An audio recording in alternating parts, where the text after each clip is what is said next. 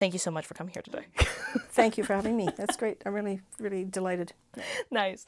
Could you introduce yourself? My name's Alison Melville. I'm a recorder and historical flutes player. It's basically what I've done all my life. I've had some other day jobs from time to time, but I feel really fortunate that I've been able to make most of my living for most of my life with music, which is a really wonderful thing to be able to do. Even in the weird climate that professional musicians find themselves in today, it's still really a privilege to do that. And I started with the recorder, like many people. Their first their introduction to music is very often through the recorder. But I kept going. So there you go. Can I ask how you picked up the recorder? Like, what made you think, out of all the instruments in the world, I'm going to do this one?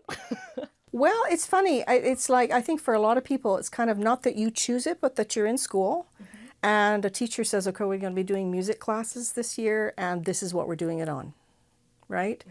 And in my case, it was just the same thing. I was at school in London, in England, and we, in the classroom, we had a homeroom teacher who apparently was a cellist. I found out years later he played the cello, but he also played the recorder. And he decided that he was going to get whichever kids would like to, just to do kind of an after-school class. It wasn't part of the curriculum, and he didn't get paid for it. He just charged for the instrument and the book, and that was it. And so that's how I got started. And it was kind of weird too because, you know, in my family there seemed to be a consensus that I wasn't all that musical, so whatever. But I wanted to do it apparently because my Uncle Bill played it. And he was a wonderful man. He was, you know, a favorite in the family. And I kind of thought, oh, I love Uncle Bill and I love that thing he plays. And when I found out that was a recorder, then I said, can I do that? Can you sign me up? And so my mom signed me up, and that was that. And then when we came back to Canada, she found a teacher for me, and then that teacher found another teacher for me and got me a scholarship for, I guess she must have thought I was good because people don't get scholarships for their students. I have to assume that you're amazing. I don't know about the amazing part, but anyway, I can play. Yeah. And anyway, so that's how it started. It was just one thing to another. And I was very fortunate that I always was able to play in one-on-a-part ensembles as well fairly early on, because I think lots of people who continue playing the recorder or people who take it up later in life, one of the main things it's fun for is to play with other people. It's just like people play the guitar. They'll pick up the guitar because they think then I can play in a rock band with my friends. I can have a garage band with my friend, whatever, right? Or I'm going to sing in a choir as opposed to just singing by myself, right? So there's a very social aspect to that. And also the instrument itself. There's an awful lot of music for it that is written for recorder consort, an ensemble of recorders. And so that kind of side of playing with other people, there's another side to it. The music calls for it as well. So yeah, so that's basically how it got started. That's okay. So clarify this for me then. You said that some parts of your family, they didn't really consider the recorder to be an instrument, a musical instrument, and yet you just had somebody in your family who did play it. So, like, did you go into it with this notion that I think a fair few people have where the recorder is a toy? I don't think it was that so much. It was more an opinion of my musical skills, because, like, I couldn't carry a tune to sing when I was a kid. Okay. And so it was figured, as most people think, if they can't carry a tune, they're not musical. And it just might mean that you're not meant to sing, except maybe in the shower or whatever, right? Or wherever. And sometimes you can learn to sing in tune as well, right? Many times that's how it works. It was more about my skills. But it is true that even at the time, like I remember, I think the first time I actually heard anybody say this kind of derogatory thing about the recorder, they said, it was a junior high school teacher, and he said, well, you don't still play that, do you? That's just a stepping stone instrument. And I was 14 or whatever, and I just said, no, it's not. Blah, blah, blah, and thus began this sort of argumentative, in-your-face when anybody, I defend it quite strongly when anybody says, I'm better now, I've gotten used to it, but I still see with my students, the ones that are hoping to become professionals as well, there's always that moment when somebody says to them, well, what else do you play? And I still get, do you play anything else? And then when you say, well, I play Baroque flute, and then, well, why don't you, if it's broke, why don't you get it fixed? It's like, Oh no, oh, they hit yeah. you with a stupid pun? Oh, yeah. Oh, yeah. But anyway, I don't hear that so much anymore because that's more aware. But it's funny because, like, for the recorder, I don't know how this happened, but for example, Suzuki violin class, they usually don't sound very good because they're very small children. They're just learning. The instruments are not great. And you're doing kind of the best you can with a group of people to not go so fast that the less talented ones get left behind, and so that the good ones don't get bored. And the teacher is, is maneuvering and managing that. But everybody knows that a violin doesn't sound like how it sounds in Suzuki class. But then when the people say, oh, well, the recorder, and they do this, and what they're remembering is their fourth grade experience. And it's like, it's just the same thing. They're small children. They've never played an instrument before. It's not a good instrument. They're all learning together, and it can sound really horrible when everybody's playing the same note, but nobody can really play. And also, the teachers often, many people, there are qualified teachers, but then there often are homeroom teachers who are trying to keep ahead of the students a bit because they suddenly got the music class dumped on them as well as everything else. Yeah. Yeah, right? So there are these other struggles. There are all these other struggles. And then I also find, though, that how come if it's the same situation for kids learning the recorder in a class, how come it's just suddenly, oh, but it's a recorder, it can't be any different? Yeah. So on this note, I want to ask you, because I think that I think that the reason that some people think that is that they never at least know they're hearing the recorder. Yeah. That's the only time they think that they've ever heard the recorder. So they think like that's the ultimate ceiling. Everyone's heard a violin at some point. That's true, just in some way or another. So are there places that people have heard the recorder without knowing it? I would say yes. I mean, I can think of a few things that I've done that are, you wouldn't expect a recorder to be heard there. So most recently it was a little bit I did on the soundtrack for Cuphead, the latest game, The Delicious Last Course. And the composer, he used a whole lot of instruments, but he used the recorder in several tracks. And you will hear that, and there's one tune where it's really quite prominent, but you might not know that's a recorder, or you might think that's just a flute, or is that a tin whistle? Except no, it's not, because that sounds quite different. Anyway, and then another place, for example, the Harry Potter movies, the third movie, The Prisoner of Azkaban, there are, on screen, you see these two girls at Hogwarts playing the recorder, and it's the choir is singing, and there are these two girls over on the side, but it's easy to miss them.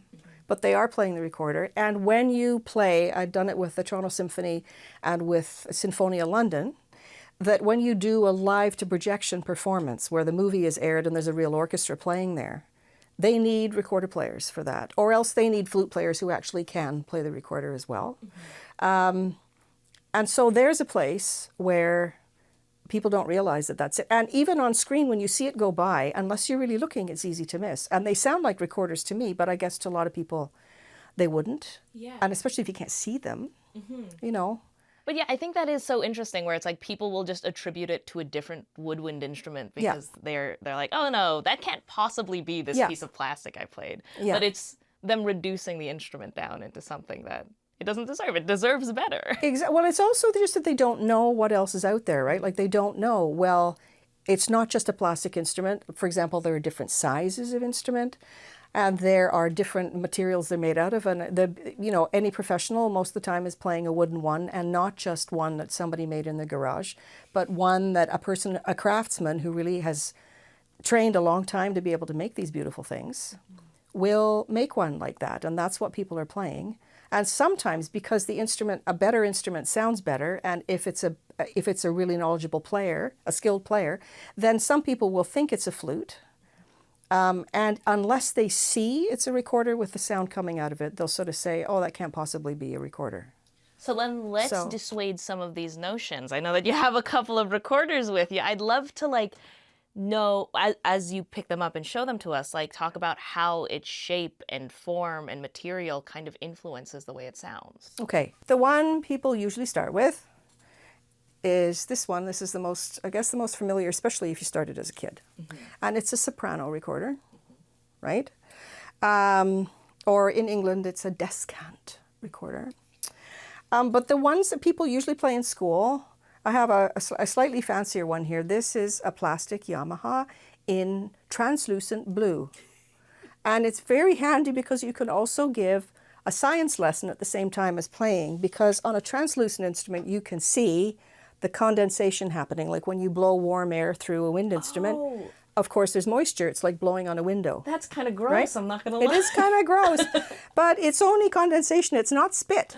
Oh, okay. It's condensation. It's just like blowing on a cold window, right? So, and it starts to clog up in here.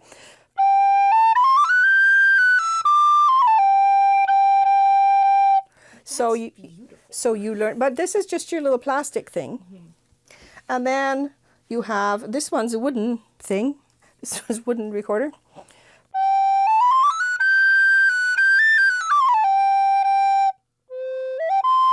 So you can hear there's a difference in the sound. It makes total sense. It's like any other instrument.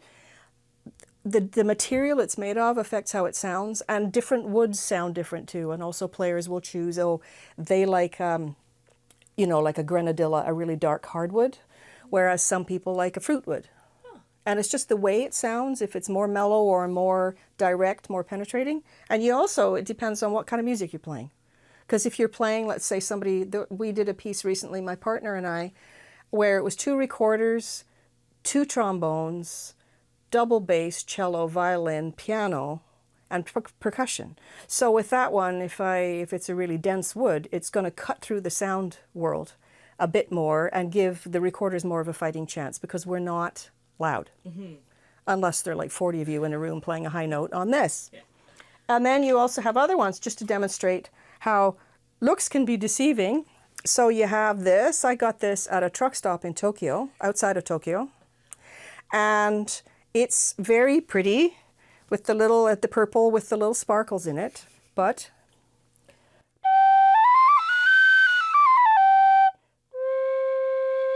is the bottom note. So it's It sounds like it's coughing it out. it's not even really in tune with itself either. So you see, looks aren't everything. and and if in this case, there's sort of not much of anything. But anyway, these are all soprano recorders. And then you have another one, the next size up. That's the thing I was talking about, in terms of ensemble music. This is an alto. That's an alto. So it's like choir voices, right? SATB, soprano, alto, tenor, bass are your 4 common ones. And so you see the alto is it's not twice as big. It's, I would say 2/3. This is 2/3 the size of the alto, I would say. Yeah. And so the lowest note on a soprano, that's a C. And this is an F. So it makes sense, right? The bigger they get, the lower they sound. So this is an alto, and this was the instrument that in the late 17th century and definitely the first half of the 18th century or so, this is the instrument that if because Bach wrote a lot of stuff for recorders, this is the kind of instrument he would have expected to see. Alto was the most commonly used. So it's another thing, like nowadays people think soprano is the only size, whereas if you'd lived in Leipzig in 1720, you would have expected to see this when somebody said recorder. Yeah. Right? So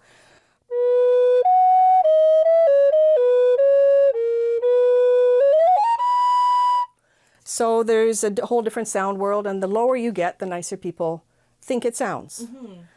Because people don't like high and squeaky generally. So they're usually meant to be played like in an ensemble, though, together then. That's one way, and there's an awful lot of repertoire for that. But that happened more, and I should also say that I'm talking about European music here, right? And there are also, I'd like to mention too, that there are all kinds of instruments like the recorder in all cultures.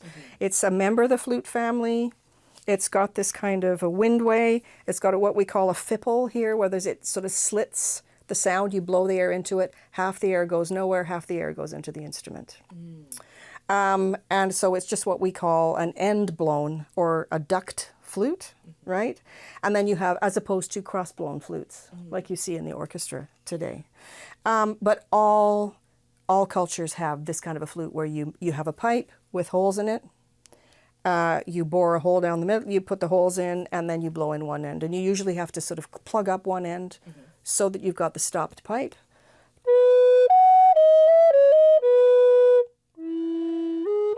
Right? So you got that. But anyway, this is an alto. There is a tenor, and the tenor is twice the size of the soprano. So it sounds twice as low. Yeah. But this is the special one. This is the one nobody believes is a recorder.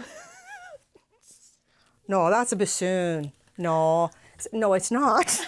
I went through the airport at Cleveland Hopkins one time and was asked, because I took it in hand luggage, and its case is kind of like a violin case size, so it was okay for going on board. And the guy ran it through the X-ray machine and said, "Is that a bassoon?"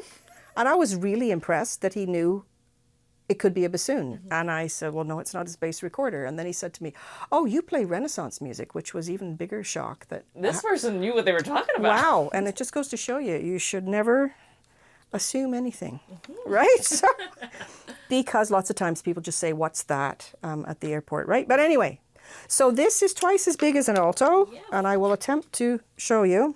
Okay. So approximately you can see, this might look a little bit bigger. For comedic effect, could we put the soprano right next to it Oh, instead yes. of the alto?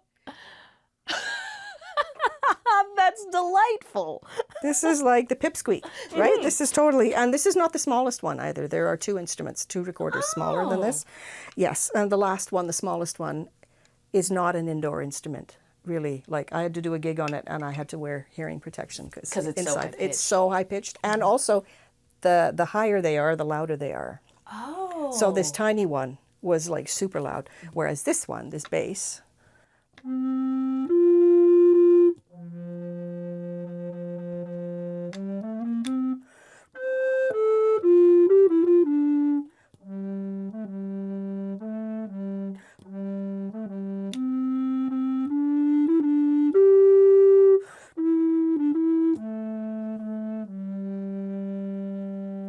and you could say it's a very quiet version of the Queen Mary, but you also could say, "Oh, that just sounds like if a walrus could sing," or something like that. That would be, but that register. Yeah. But you can also hear it's quite soft, and despite the fact that it's big, it's soft. Yeah, it's very gentle, especially compared to even like your wooden soprano recorder. Like Yeah.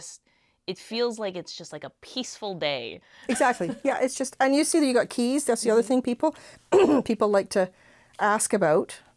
Two things, also the vocal, but the keys, because obviously the holes are so far apart that you could not reach them if you had to do it just with your fingers.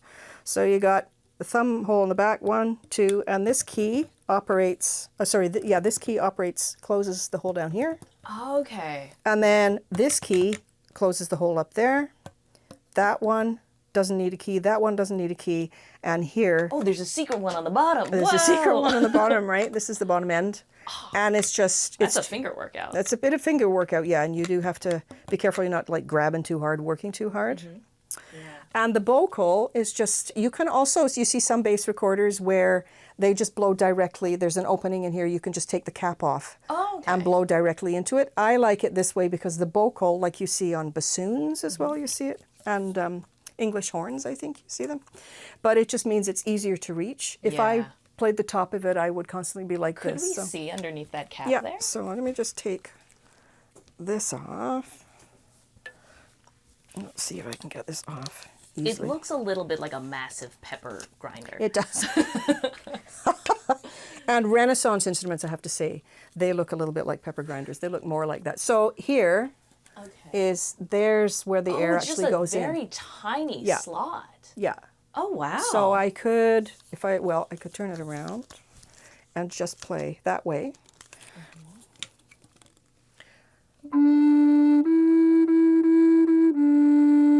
And some people like to play it that way because you get kind of a more direct response than with this. But Yeah, it has a different sound, but I think that it's Yeah. there. I guess that's why you want like different sounds based off different. no, pieces of exactly, exactly. The other thing I just wanted to say was that yes, you have all these ensemble pieces where recorders would be played like alto, tenor, tenor, bass, soprano, alto, tenor, bass. But then there's a lot of Baroque music where, and I think that's an important thing for people to realize, that this instrument in particular, There was a lot of music written for it with accompaniment, like with a bass part. Then there's a lot of chamber music written for it. So you could play pieces where it would be written for recorder, oboe, harpsichord, cello. And then you have pieces like, for example, the Fourth Brandenburg Concerto of Bach was written for a recorder rather than for the two flutes that you often hear it on. There's nothing wrong with hearing it on two flutes, but just that people know that. So pieces like that, it's used a lot. There's a lot of solo repertoire. And the other thing that is not so well known, I think, is that there's also a lot of contemporary music for it, like in the sort of the art music world. Since the 60s, 70s, there's been an awful lot of repertoire because as the instrument kind of got rediscovered, there were certain composers who decided they wanted to write for it. And that's usually based on the fact that they've heard somebody play it well. And they've thought, oh, that's cool. Because you can get these, alternate techniques and things like that. You still hear them used, but What? things like this. Yeah, that's kind of eerie. It is kind of spooky. So there are these effects that you can get, and you can make noises if you take the head off.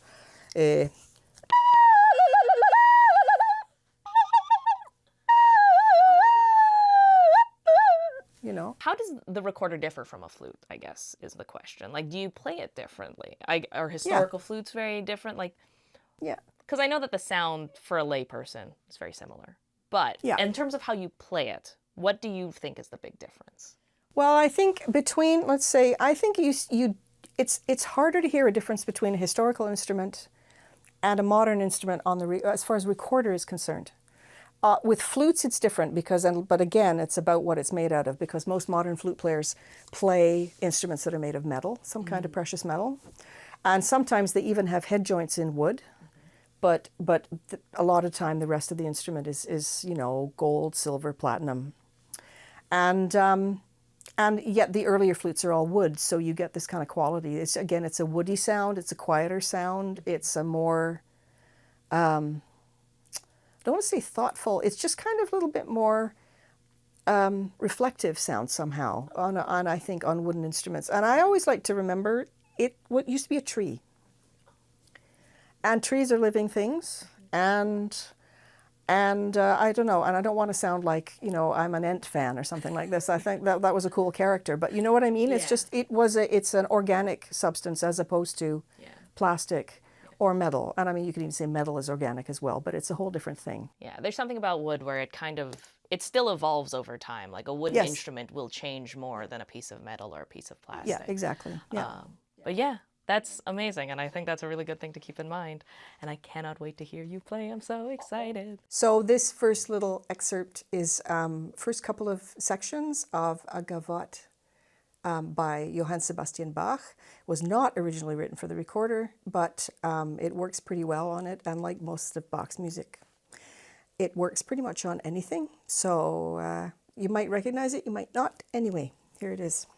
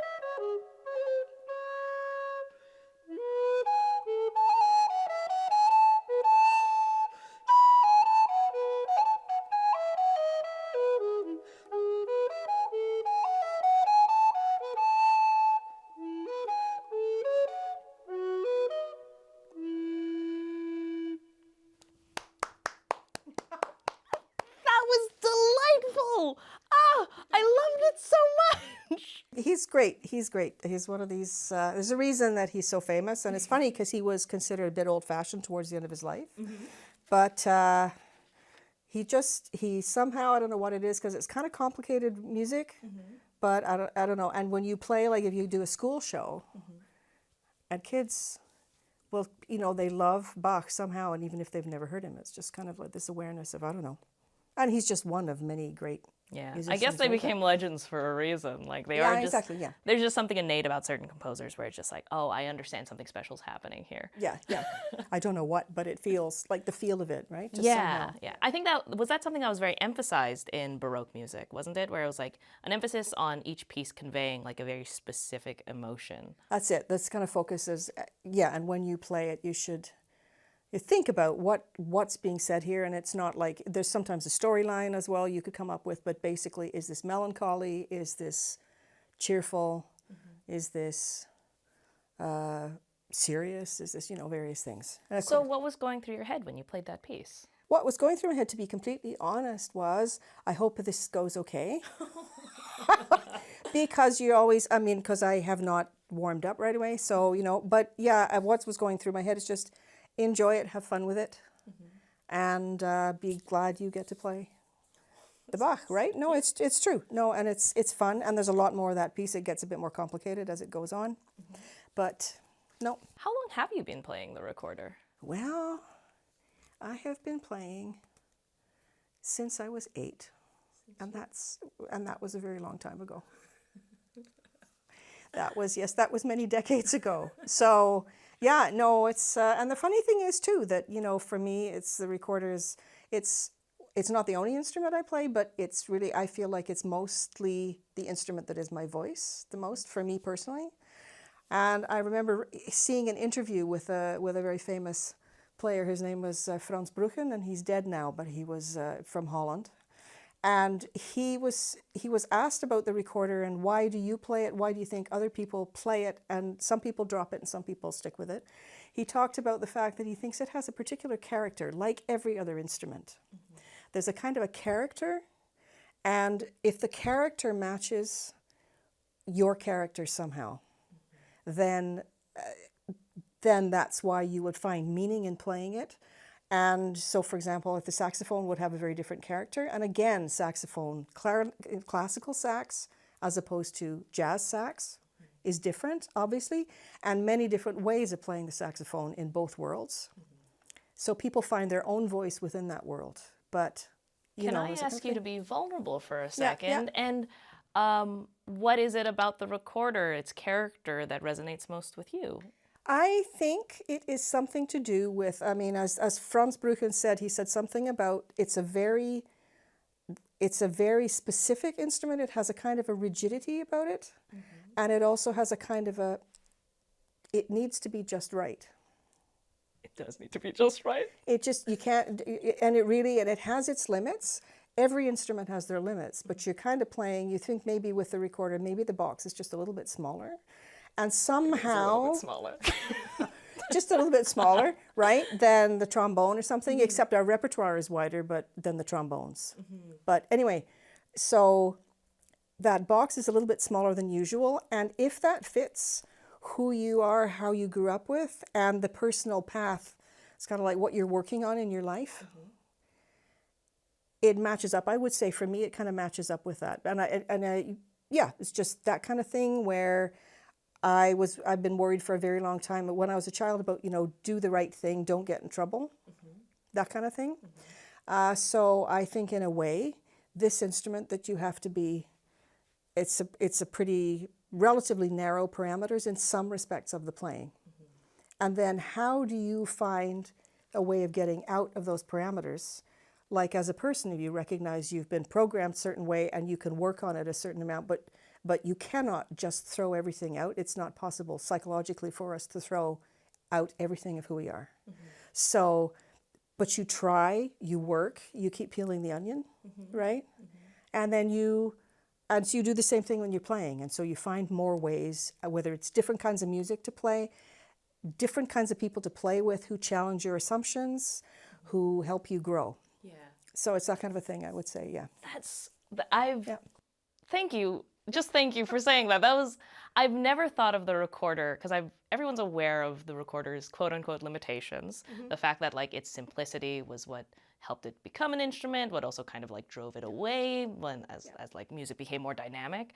But like to think about those limitations as a sort of strength and framework that you could play around with Yeah, that you can work with, right? Yeah, like it's a guide. It's not a guide. It's not a limit.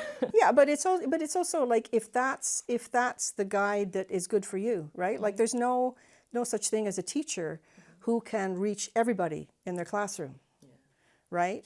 And no such thing as a writer that everybody likes. So it makes complete sense that, you know, any instrument has the people who find that that's really their voice. And you see people, like I've had colleagues say things like they hate the accordion. I was like, okay, well, but there are lots of people who love the accordion and who play it extremely well. And just because you don't like the sound of that instrument doesn't make it not a musical instrument, Yeah.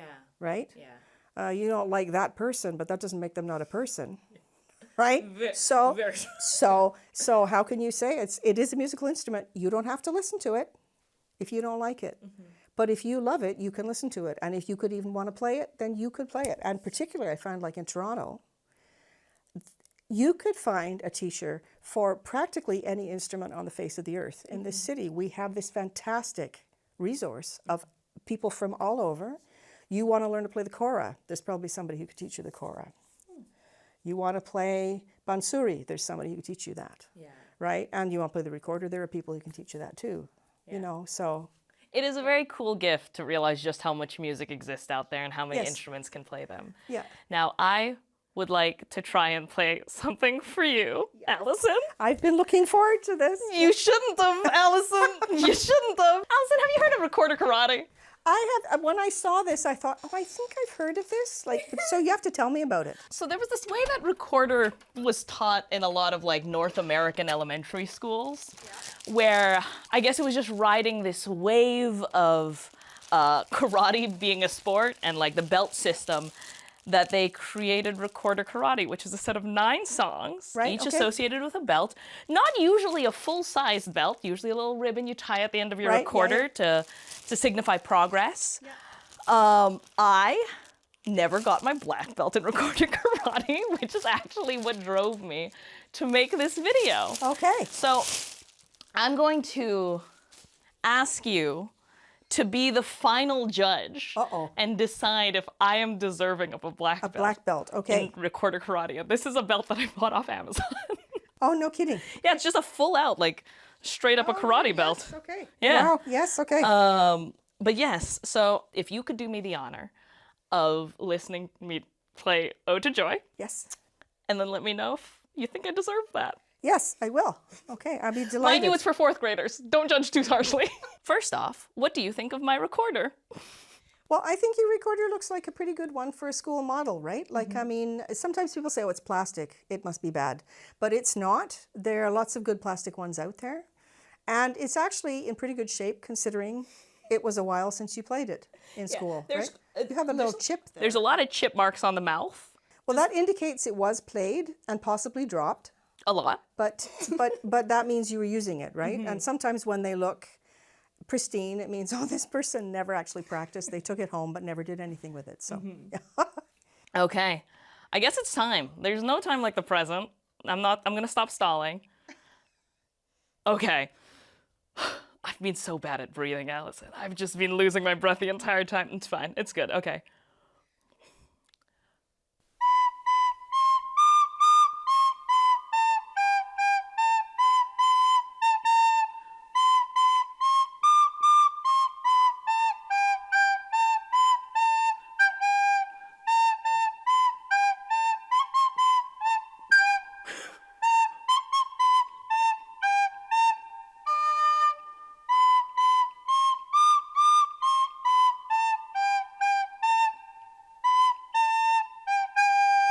yeah, very good. Very good. I got it very good. You got it very good. I messed up a little bit Well, over you know there. what? You know what? Just try that bit again. Here, just, where was it? It was just in here, right? Yeah, I was in this line here. Yeah. Okay. I'll try it again.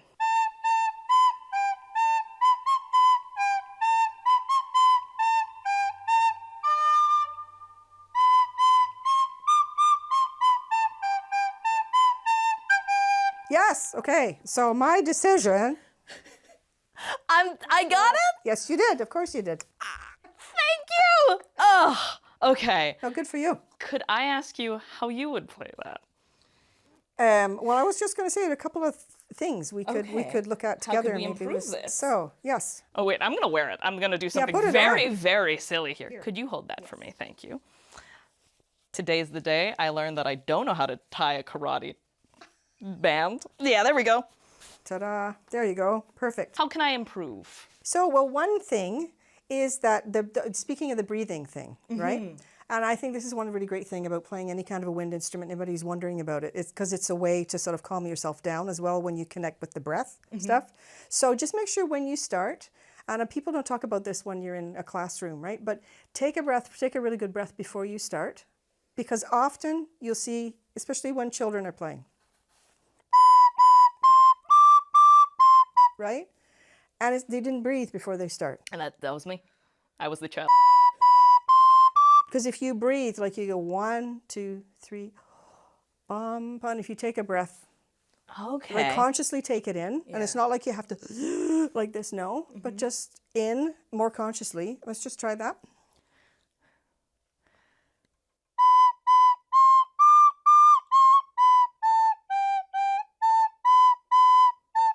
Okay, good. I feel less panicked. Yeah, it's because you feel like, yeah, I can still breathe, right? Yeah. Yeah. Oh, okay. And then the other thing would be, one other thing is when you start playing the sound, it should be, and this is a thing that's kind of hard and everybody has different issues with it, but usually when you play the notes, instead of stopping and starting with the air, like hoo, you go do, do, do, but you keep the air going. So if I could just ask you, let's just play a little experiment here. I play something for you and you play back. Okay.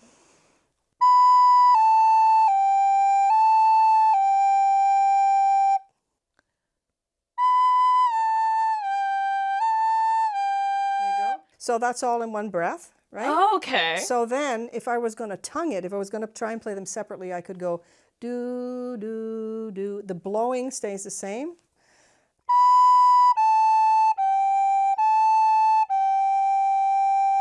Instead of,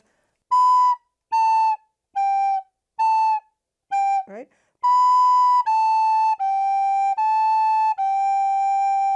You know, just try that. Sounds so much better. Can I do it? We're asking a lot now.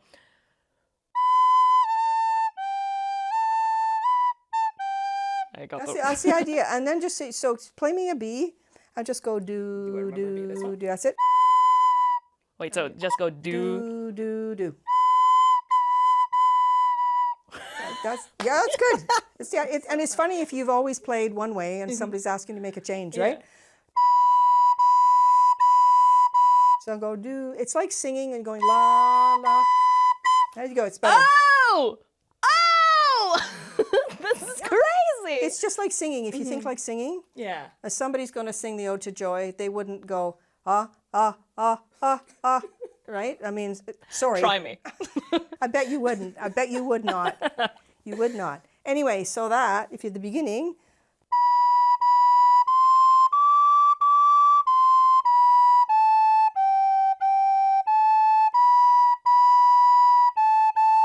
so it's like the air keeps moving and the tonguing just kind of comes up and go tick, tick, tick, like that's the, what do you call it? It just interjects and makes, that's what makes the notes. I mean, obviously there's fingerings and stuff. Yeah.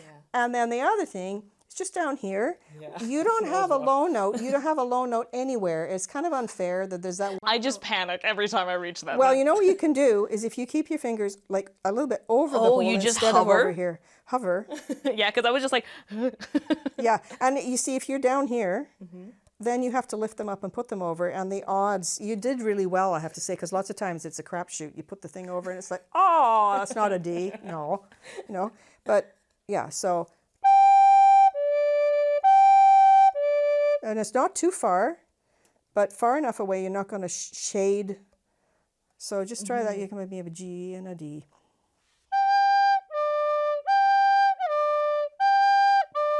That's a lot less stressful than.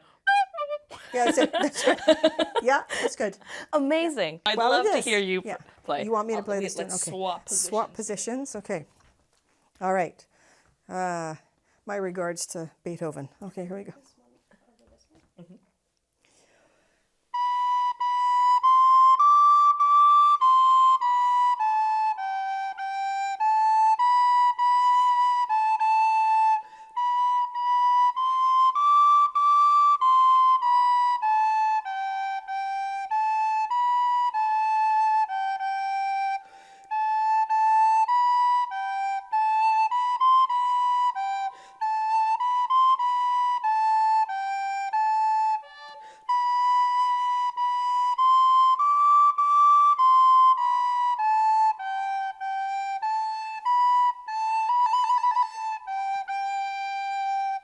so good. It's so good. Thank you so much. It's a cute little tune. It is. It's adorable. And I have a very strong memory, actually, of this tune. There was one time when I was asked to play in a week of Toronto Symphony education concerts. And they thought, okay, let's ask a local recorder player to come and play. And they said, oh, there's going to be this point. Also, the kids are all coming, like the classes of kids from all across Toronto are coming, and they're going to bring their recorders. And what they're going to play with the orchestra is the Ode to Joy, right? And I remember, and it was great because it was like in Roy Thompson Hall. So it's this huge place, and then there were classes, you know, like there's one class and another all over the hall. And of course, they had all learned the tune in different speeds. Yep. And so the conductor turned around, okay, boys and girls, now it's your turn. And I played like a concerto movement, and then, okay, boys and girls, now you get to play. And he turned around and tried to conduct them. And of course, everybody, you give the cue, and then everybody plays the speed that they learned. Yeah. Which is completely understandable. And I think it was the conductor who was the most surprised of all, because he was like, I cannot control this. I'm not confident children understand what this means. No, exactly. But it's also sometimes conductors are too obsessed with keeping control because that's actually their job. Yeah. Right? And, you know, again, like we all find out, I'm in over my head because these children are not following me. Well, there's a reason why, right? Yeah. Well, thank you so much. I think that is everything. You have been incredible. Do you want to try and play together? Would you like me to play a harmony part with you? Yes, Do that. absolutely. So let's do that. How do you even do that? Okay. Tell you what. Okay. So You'll need to meet my speed because I don't know how to yeah, slow no, down. fine. No, that's fine. So let me see. And my apologies to Beethoven now I'm going to say, because I'm just going to make up. But let's say, you know, if we were, well, I'll see if I can make up a harmony part. And try not to be distracted by me, okay? Oh, try not to be distracted by me. Okay. We could apologize all day, couldn't we? Okay. Okay, shall we? So.